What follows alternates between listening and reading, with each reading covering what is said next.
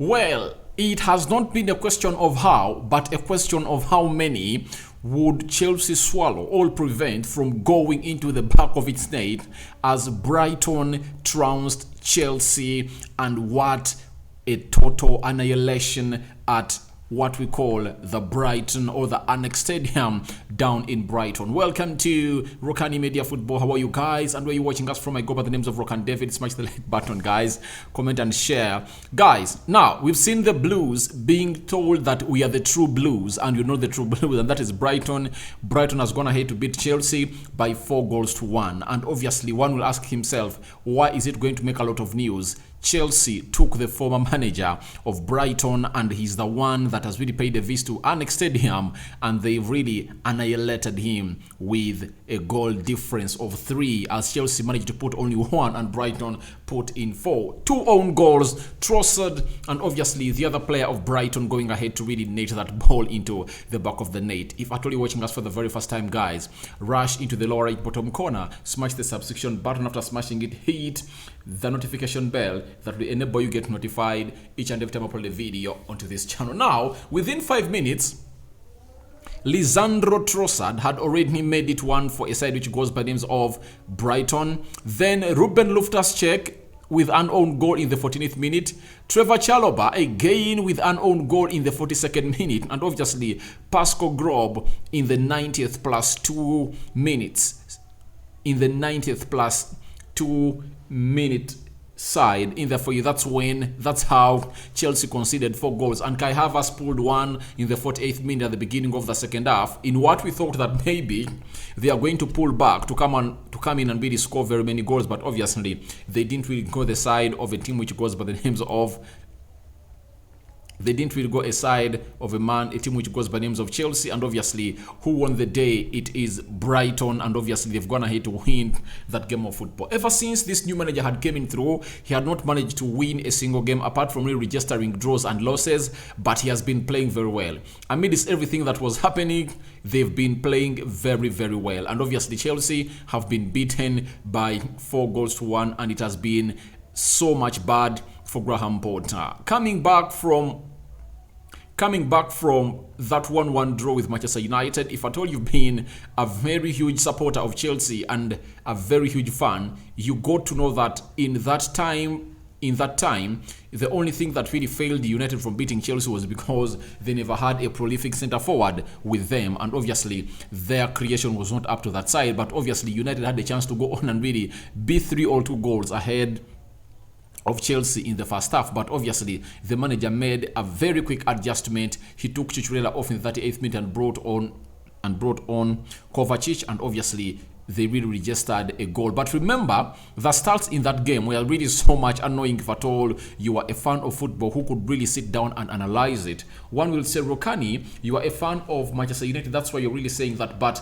did you watch that game? That is the big question I'm going to direct you, because if at all you watch that game of Chelsea versus Manchester United, United was the better side, and they had the better chances to go on and really kill off that game, but they wouldn't. That was the problem. But obviously, if you've been watching Chelsea, in the game of Manchester United, they didn't create enough.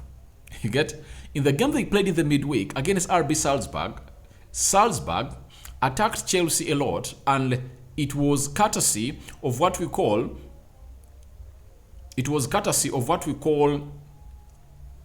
the goalkeeper of Chelsea that really saved them. But Salzburg were knocking on the door of Chelsea to go on and really make it close to 2-2, but Chelsea won that game by 2-1. So I think it's very early to judge Graham Potter, but no one doubts his capability of being one of the elite managers we have in the Premier League. And the problem is these players were not bought by him, and I think the new technical director that has all sporting director that Chelsea has brought in is going to go on and work hand in hand with him to go on and really build a system and really put in players that are really great for a side which goes by the names of Chelsea. But in this game particularly, it shows you that his defense was in a panic, that they really conceded 2 own goals. When did you last hear a team conceding 2 own goals?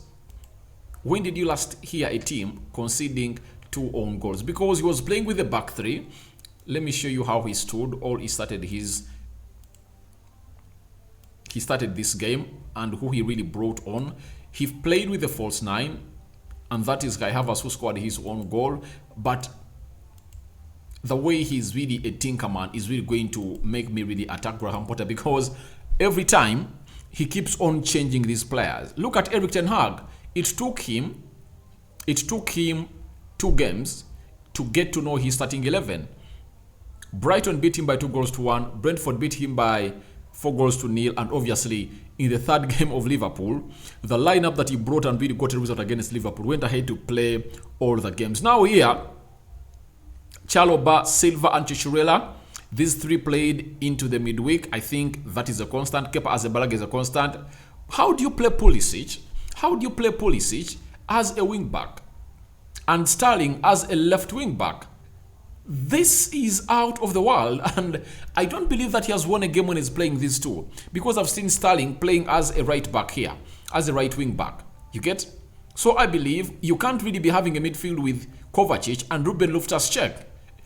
You must be having a Jorginho here to make things happen in your midfield. Kovacic is good, but he's not a CDM, meaning that Caicedo went on to win the entire midfield of a team which goes by the names of Chelsea, and he really underestimated this team. And yet he knew what Caicedo is all about. I believe Graham Potter underestimated Caicedo, knowing that maybe Gallagher, Kovacic, and Ruben Loftus-Cheek might go and contain him. Maybe he thought that he is going to go ahead and really put on attack forward-minded players to go on and really break Brighton down, because Brighton plays an open game, but Brighton looks solid in the for you, and they looked clinical in this game of football, and they really hurt him a lot. So I believe Ruben Loftus-Cheek in this position, I believe Conor Gallagher is better. I think I rather play Conor Gallagher here, and I play maybe Ben Chilwell here. Then I let the man who goes by the names of Ruben Loftus-Cheek even play here as a right wing back. That's it. But I don't know why they really so much stick to this guy Ruben Loftus-Cheek, because for me, I don't rate him. But I don't know why. Lampard never rated him highly and he loaned him.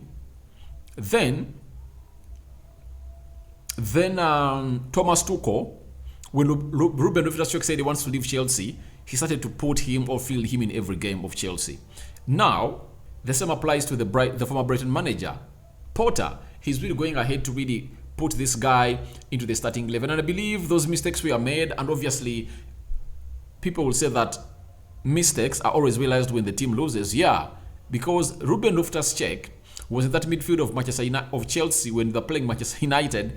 And United dominated it until they brought on a man, and they brought in Kovacic. When Kovacic came in through, things were totally different for a side which goes by names of Chelsea. So I believe that lineup they brought was really ill, and I believe he needs to go ahead and really do the needful and really bring a better lineup. To me, I believe Aubameyang had to start. He has no Jorginho. Jorginho was on the bench, he had to start. Pierre-Emerick Aubameyang had to start. And instead of putting there Ruben Loftus-Cheek, why not bring in Denis Zakaria? Because he's a CDM that can come on and really shield that back four very well. And I don't know the problem as to why this guy is not being given time. That is Denis Zakaria at a side which goes by names of Chelsea. Is he underrated? I don't know, but obviously this guy is really one of the best midfielders that we've seen play across all Europe teams, from Germany to Juventus and to Chelsea, and obviously to his national team of Switzerland in the World Cup. He needs to be fielded into this game of play. What does this mean to Chelsea? Chelsea has gone ahead to lose its other game and its first game under Potter, and they are no longer the fourth team into the Premier League. As the standings are, Chelsea have really dropped down, according to me. They've dropped totally into the fifth position. Newcastle have just won their game today. They've beaten a team by 4-0, and they are now in fourth position with 24 points.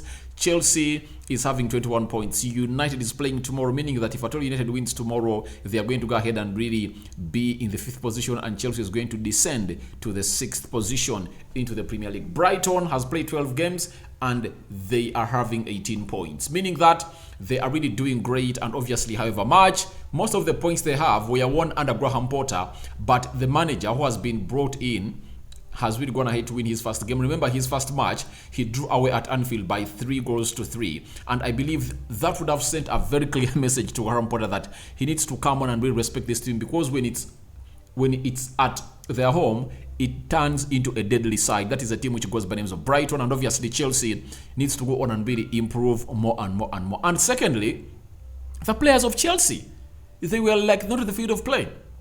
They did put in the required effort. When you're playing a team like Brighton, it goes ahead and hits you by 1 goal in the 5th minute. You just have to switch on your minds that it might go ugly and then level that game immediately, because Chelsea scored its first goal in the 48th minute, yet they had conceded their first goal in the 50th minute.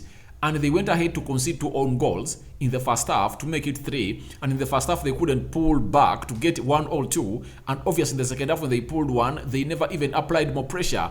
Reason being, if you apply pressure on on Brighton after scoring in the 48th minute, you would have really caused more damage. But I never saw Chelsea go ahead and really go to create more threats onto that back four. Remember, the goal they scored was a cross coming in from Conor Gallagher. It met Kai Havertz and headed it back in the net to make it 3-1, but they couldn't go ahead and really create more havoc to this side of a team which goes by the names of Brighton. So Brighton has gone ahead to win this game of football, and let's see how the stats were, and you're going to see how ugly Chelsea were on the day, and I believe Graham Potter really has a long way to go. And this is where I go ahead and tell people that you can't come here and compare Graham Potter with Erik ten Hag. Erik ten Hag, being Premier League naive, he has managed to get his side back to compete. But Graham Potter has been in the Premier League, knows the Premier League, and knows these Chelsea players very well, meaning that he had a clue of these players, and him going to Chelsea, he had a better plan than Ten Hag, because Ten Hag is new to this league, and Graham Potter is not new to this league. And by the end of this season, we'll know who is a better manager than the other. 19 shots by Brighton, 15 shots by Chelsea, 9 shots on target by Brighton, 7 shots on target by Chelsea, 40% possession by Brighton, 60% possession by Chelsea, 332 passes completed by Brighton, Chelsea completed 498, 78% passing accuracy, Chelsea had 86% passing accuracy, 16 fouls by Brighton, 6 by Chelsea, of which I believe a red card was supposed to be given to Raheem Sterling for that tackle he made on Caicedo. Was it Caicedo?